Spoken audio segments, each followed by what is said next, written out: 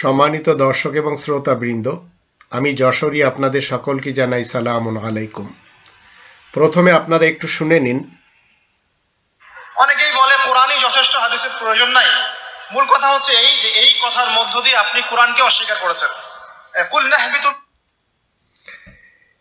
এই লোকটি আবু তহা মোহাম্মদ আদনান হুজুর, আমাদের দেশে একজন ফেমাস ধর্মজীবী বক্তা। ইনি বলতে চাচ্ছেন, অনেকে বলেন কোরআন যথেষ্ট, হাদিসের প্রয়োজন নেই। এই কথাটি তিনি কন্টিনিউ অমান্য করে চলেছেন। কোরআনের আমরা যদি 29 নম্বর সূরা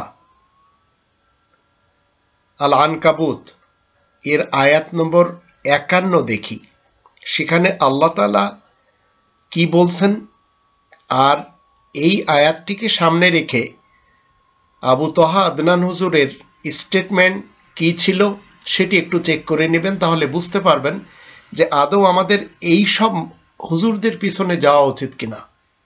আল্লাহ বলেন, আওয়ালাম ইয়াকফিহিম আন্না আনজালনা আলাইকাল কিতাবা ইউতলা আলাইহিম ইন্না ফি যালিকা লারাহমাতাও ওয়া যিকরা লিকাওমিন ইউমিনুন। তাহলে মানুষের জন্য এ কি যথেষ্ট নয় যে আমি তোমার কাছে লিখিত আল কিতাব নাজিল করেছি, যা মানুষের সামনে পড়ে শোনানো হচ্ছে?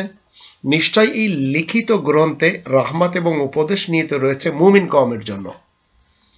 তো মুমিন কওমের জন্য এই লিখিত আল কিতাবে কি রয়েছে? রহমত এবং উপদেশ। আর এটি আল্লাহ বলছেন মানুষের জন্য কি যথেষ্ট নয়?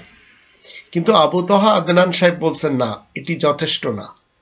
বরঞ্চ যারা এই কথা বলবে তারা হাদিস অবিশ্বাসকারী এবং এর অন্তরালে তারা কোরআন অবিশ্বাসকারী। এখন আপনি আমি কোথায় যাব? আল্লাহ বলছেন এই কোরআন, এই লিখিত আল কিতাব কি মানুষের জন্য যথেষ্ট নয়? এখন আবু তহা আদনান সাহেব এর বিপক্ষে।